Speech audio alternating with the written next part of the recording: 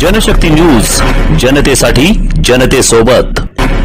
गो तस्करीच्या संशयावरून एका व्यक्तीची जमावाकडून हत्या झाल्याच्या 4 वर्षापूर्वीच्या गाजलेल्या प्रकरणात सिवनी मालवा येथील अतिरिक्त जिल्हा व सत्र न्यायालयाने 14 दोषींना जन्मठेपेची शिक्षा सुनावली आहे। न्यायालयाच्या या निर्णयानंतर न्यायालय परिसरात काही काळ तणावपूर्ण वातावरण निर्माण झाले। मिळालेल्या माहितीनुसार 3 ऑगस्ट 2022 रोजी नर्मदापुरम जिल्ह्यातील बराखड परिसरात गोवंश वाहतूक करणारा एक ट्रक काही जणांनी अडवला होता। गो तस्करीचा संशय घेत ट्रकमधील 3 व्यक्तींना जमावाने बेदम मारहाण केल्याचा आरोप आहे। या घटनेत गंभीर जखमी झालेल्या महाराष्ट्रातील अमरावती येथील नजीर अहमद यांचा उपचारादरम्यान मृत्यू झाला होता।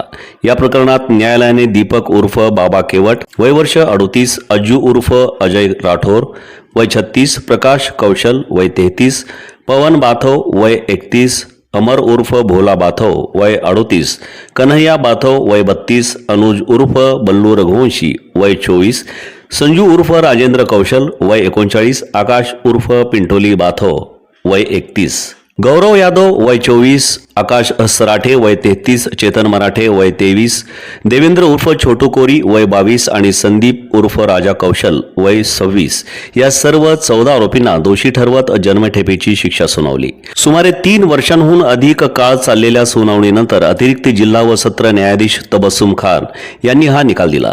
न्यायालयाने कायदा हातात घेऊन हिंसक कृत्य करणाऱ्यांविरोधात कठोर भूमिका घेत हा निर्णय दिल्याचे मानले जात आहे।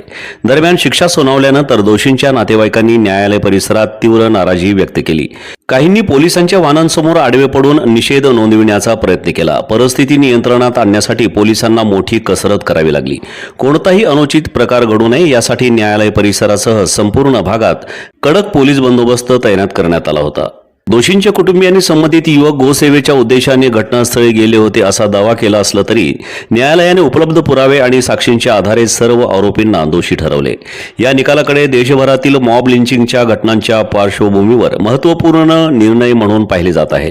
कायदा हातात घेणाऱ्यांना न्यायव्यवस्थेने कठोर संदेश दिल्याची चर्चा आहे।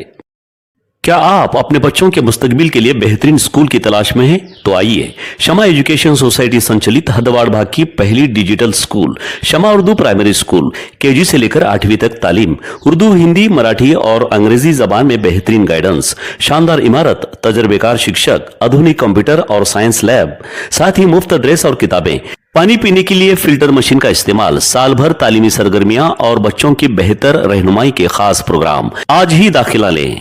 शमा उर्दू प्राइमरी स्कूल, सिद्धेश्वर नगर, सहारा मल्टीपर्पज हॉल के करीब, मजरेवाड़ी, सोलापुर।